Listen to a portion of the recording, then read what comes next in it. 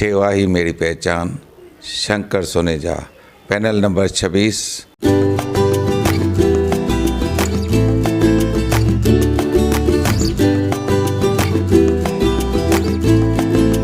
सेवा ही मेरी पहचान, शंकर सोनेजा, पैनल नंबर 26। हिक महीने में अरिड़हनि घरनि जी पक। जी हाँ दोस्तों, हिक दफ़ो वरी रिश्तो.com जी शानदार सफलता। हिक महीने में अरिड़हनि घरनि जी पक। जेकॾहिं तव्हांखे बि पंहिंजनि ॿारनि लाइ मैचिंग घर खपनि त अॼु ई कॉन्टेक्ट कयो रिश्तो.com। सिंधियुनि जो सिंधियुनि सां ऑनलाइन सिंधी मैट्रिमोनी।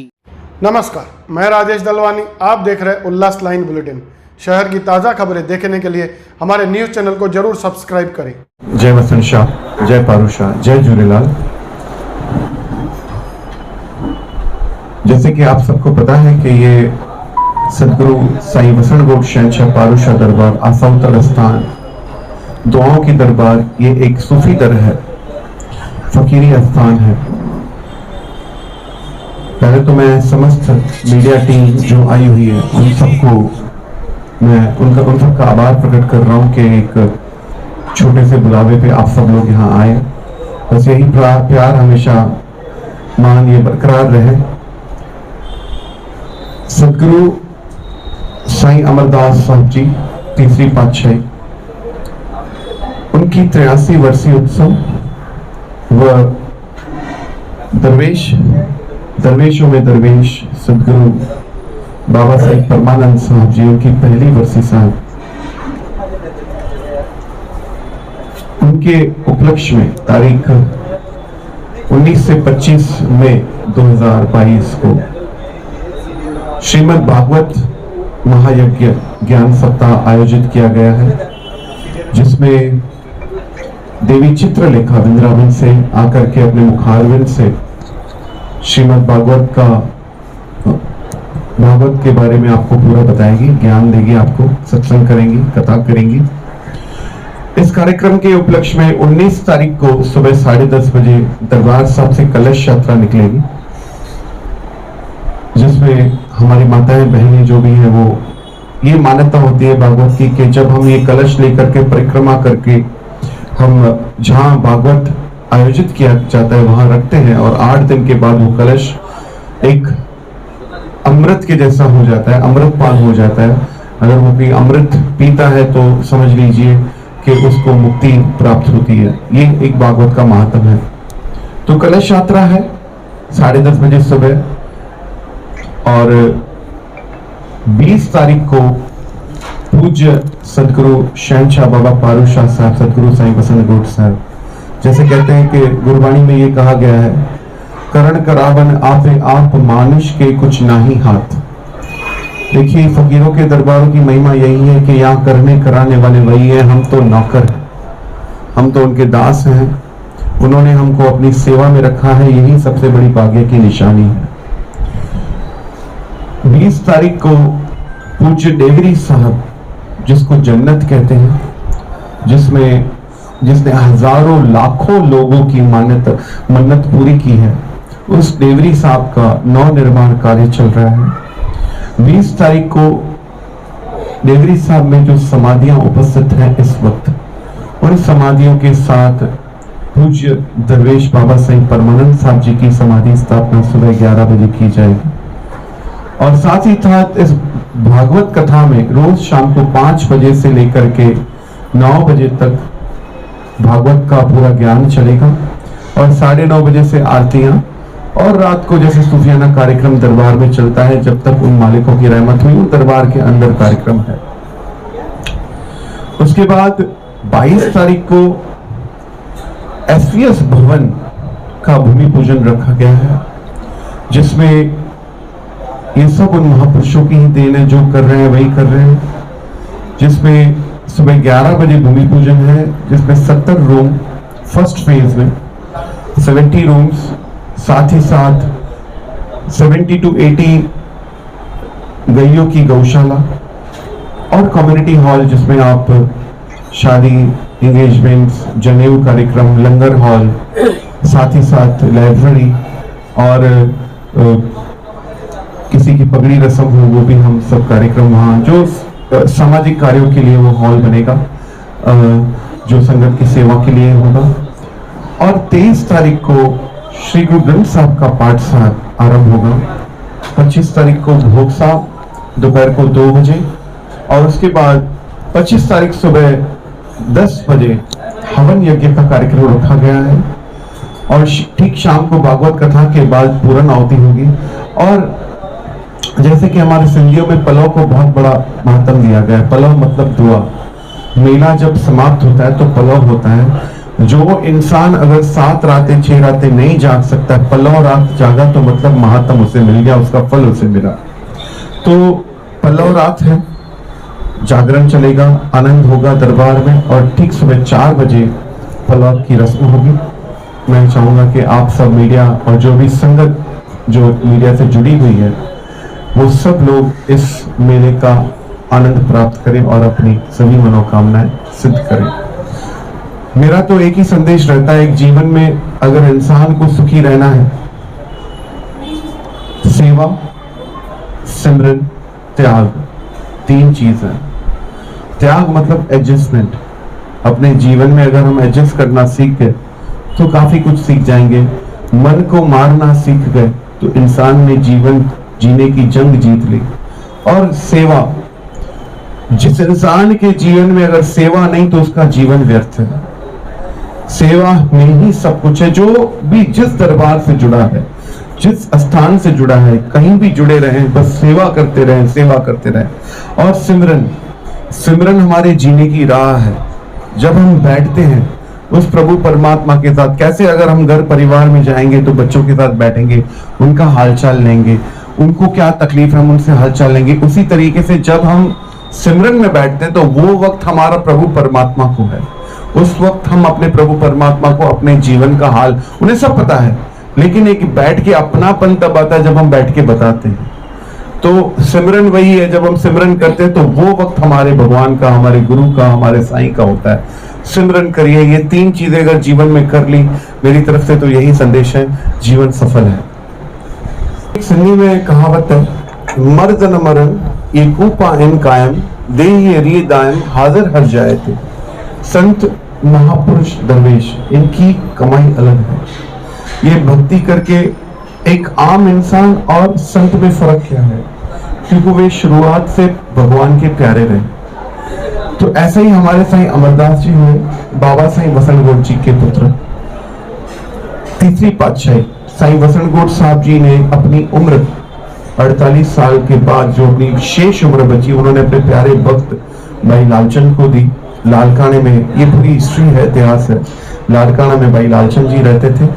और उसके बाद बाबा अमरदास जी को जब उनकी उम्र सिर्फ 13 साल थी, उन्हें कहा कि आज के बाद दरबार की जिम्मेदारी आपको संभालनी है, आगे का कार्य पूरा आपको देखना है। और ये कह करके बाबा वसंत गोड उस प्रभु में ज्योति ज्योत समा गए।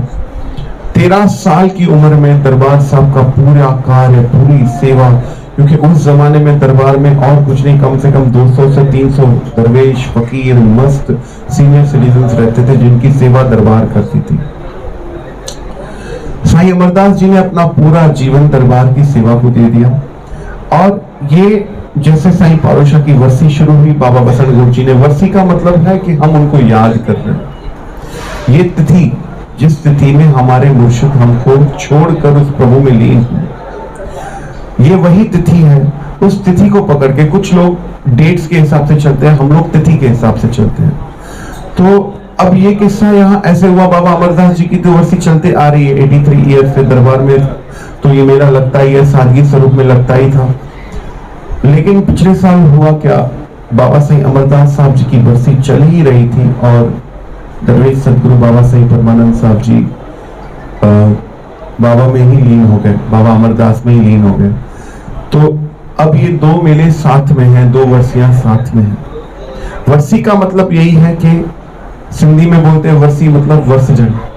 दरवेशन जी दुआ असांजे मथां वर्षजे थी, छो त मेले वर्सी में ये तिथि एड़ी खास हुंदी आ त इन तिथि में असांजा साईं उन प्रभु परमात्मा में लीन थे, उसमें लीन हुए। वो हम उनको याद कर रहे हैं कि बाबा आप आज भी हमारे दिल में हो और हमें राह दिखाइए जीने की, आगे का रास्ता दीजिए, हम पर रहमत करिए, जैसे हम सुखी रहे, आपकी सेवा में रहे। तो बाबा अमरदास जी की बरसी और बाबा ये एक सेम तिथि हो गई, परमानंद जी की बरसी। सो अब आगे जो भी मेले होंगे तो बाबा अमरदास जी और बाबा परमानंद साहब जी की बरसी साथ में ही होगी हमेशा। दरबार साहब के, ये बड़ा अच्छा प्रश्न आपने मुझसे किया। दरबार साहब के 2 चैनल्स हैं यूट्यूब पे, एक साईं वसंत शाह दरबार और दूसरा SVS लाइव। साईं वसंत शाह दरबार में जो कलाम वीडियो शूटिंग होती है या नॉर्मली शूट्स होते हैं या भजन कीर्तन जो रिकॉर्डेड होते हैं वो आपको साईं वसंत शाह दरबार चैनल पे मिल जाएंगे, और जो भी लाइव प्रसारण होते हैं वो SVS लाइव पे आपको मिल जाएंगे। तो जिन भी भाइयों बहनों को ये सब कार्यक्रम देखना है तो जरूर ये दोनों चैनल सब्सक्राइब करें। पहले ही कहा कि एक गुरबाणी में कहा होता है, करण करावन आपे आप मानुष के कुछ नहीं होता। हमें एक दायरा दिया गया है, हमें उस दायरे में रहकर बस सिर्फ सेवा करनी है, बाकी तो वो खुद कर रहे हैं। केर चाहे तो आशिक मरंदा ये जीरा गुमन जहान में, गुल सरंदो पर अतुर न सरंदो, सरंदो अगर पर चंदन न सरंदो, ये जूण न वठंदा वरी पर ये जीरा गुमन जहान में।